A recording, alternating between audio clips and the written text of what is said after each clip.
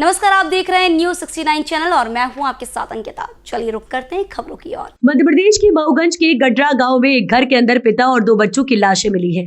घर के आसपास रहने वालों को बदबू आ रही थी। उन्होंने पुलिस बुलवाकर दरवाजा तोड़ा तो अंदर कई दिनों पुरानी 3 लाशें मिली हैं। इस घटना के बाद वहां ग्रामीणों की भीड़ जुट गई। ये लाशें अफसेरी साकेत उम्र 60 वर्षीय सहित उसकी 12 वर्षीय बेटी मूलर साकेत और 8 वर्षीय बेटे लाली साकेत की बताई जा रही है। आपको बता दें कि तीनों की मौत कैसे और किन परिस्थितियों में हुई, ये स्पष्ट नहीं हो सका। इधर समाजवादी पार्टी के प्रदेश अध्यक्ष डॉक्टर मनोज यादव ने डिप्टी सीएम राजेंद्र शुक्ला पर गंभीर आरोप लगाए हैं। डॉक्टर मनोज ने कहा कि डिप्टी सीएम राजेंद्र शुक्ला के क्षेत्र में जिस तरह से पुलिस प्रशासन ने दलित और आदिवासी परिवारों को चुन चुनकर परेशान करना शुरू कर दिया है, वह न सिर्फ अन्यायपूर्ण है बल्कि ब्राह्मणवादी मानसिकता की खुली अभिव्यक्ति भी है। समाजवादी पार्टी के प्रदेश अध्यक्ष ने इस घटना की सीबीआई जांच कराई जाने की मांग की है। उन्होंने कहा है कि पिछले दिनों मऊगंज में जो हिंसा हुई उसमें गांव में सुरक्षा के लिए पुलिस कर्मियों पर हमला हो गया था, ये इसी का बदला है। यादव बोले कि समाजवादी पार्टी का 15 सदस्यीय का प्रतिनिधि घटनास्थल पर जाएगा। इसके लिए जीपी से मांग की गई है कि वह इसकी अनुमति दे। बता दें कि ये वही गाडर गांव है जहां 15 मार्च को पीट कर एक युवक की हत्या के बाद हिंसा में एक एएसआई की मौत हो गई थी। सभी पत्रकार साथियों का स्वागत है और आपका बहुत बहुत धन्यवाद जो आप लोग आए। मऊगंज की जो घटना है ये प्रशासन की सरासर लापरवाही है। मध्य प्रदेश में कानून का राज नहीं, जंगल का राज चल रहा है। यदि आप देखेंगे तो मऊगंज की जो घटना पिछले जो पुलिस वालों पे हमला हुआ था 15 मार्च को जो हमला हुआ था उससे पूरा लिंक है इस घटना का। उससे पहले एक आदिवासी परिवार जो घटना की शुरुआत कहाँ से हुई है मैं बताता हूँ। प्रशासन की लापरवाही की वजह से इतनी बड़ी दुर्घटना जो हो रही है, इसके लिए कौन जिम्मेदार है? वहाँ के डिप्टी सीएम राजेंद्र शुक्ला जी का संरक्षण है एक पक्ष के लिए, दूसरा पक्ष जिससे परेशान हो रहा है उसकी वजह से ये घटनाएं हो रही हैं।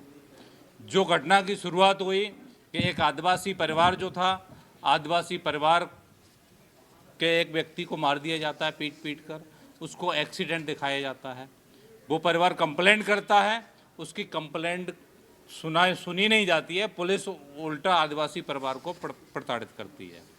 जो आदिवासी परिवार जब प्रताड़ित हो जाता है, उनका सुना नहीं जाता है, तो उन्होंने घटना की प्रतिक्रिया के लिए, कोई भी घटना होती है ना तो आवेश में आदमी लोग करते हैं, तो सामने वाले जो ब्राह्मण परिवार था उसके व्यक्ति को लोग घर में बंद करके उसको मारते हैं। पुलिस प्रशासन जाता है, जिसका परिणाम आपने देखा कि 6 पुलिस वाले घायल हुए थे, एक एसआई की मृत्यु हो गई। ये मध्य प्रदेश के इतिहास में बहुत ही निंदनीय घटना थी। इस घटना की हम लोग निंदा करते हैं कि किसी को कानून हाथ में नहीं लेना चाहिए, लेकिन उसके बाद उस गांव में कर्फ्यू लगा दिया जाता है और कर्फ्यू में बाहर से कोई भी आ जा नहीं सकता, उनके रिश्तेदार नहीं आ जा सकते। पुलिस पूरे गांव को मारती है, प्रताड़ित करती है। उनकी डर से सारे परिवार अपने घरों में बंद हो जाते हैं और मालूम पड़ता है कि एक परिवार के 3 लोग, जो दलित परिवार है, वो 3 लोग फांसी पे लटके हुए मिलते हैं। आप सोचिए वो 3 लोग फांसी पे कैसे लटके। उन्होंने फ़ोन किया, उनकी बेटी चीख के कह रही है, जो बेटी बाहर थी जिसकी शादी हो गई है, कि बेटी गांव में मत आना, पुलिस मार डालेगी। उनकी बेटी कह रही है पुलिस ने हत्या की है।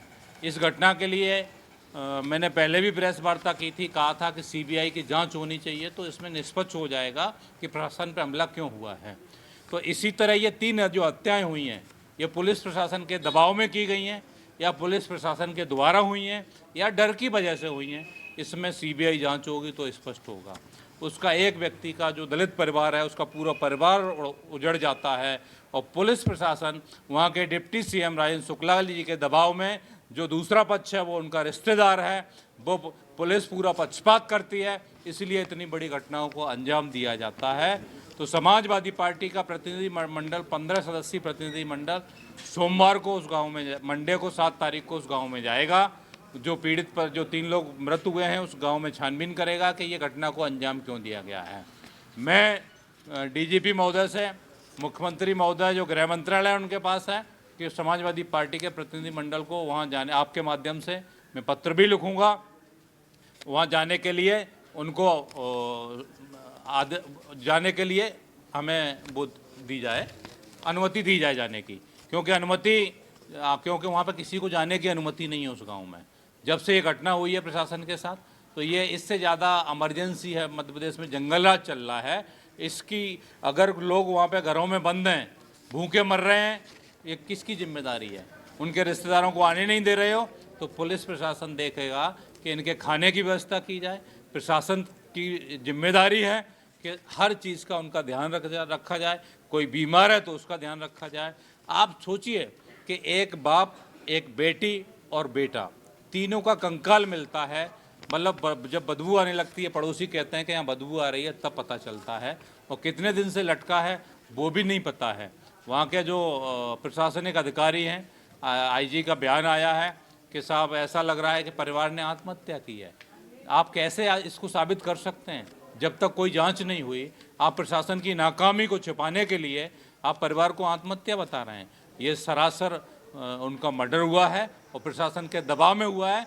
समाजवादी पार्टी इसलिए मांग कर रही है कि इसमें सीबीआई की जांच होनी चाहिए और डिप्टी सीएम राजेंद्र शुक्ला जी के जो रिश्तेदार हैं उन पे अभी तक कार्रवाई क्यों नहीं की गई है। जो पहली घटना हुई थी, जो इन्होंने एक्सीडेंट दिखाया गया है, उन लोगों को जेल भी होनी चाहिए। दूसरी बात, मध्य प्रदेश इसी तरह की और खबरें देखने के लिए बने रहे हमारे साथ, देखते रहिए News 69 चैनल। जब तक के लिए धन्यवाद।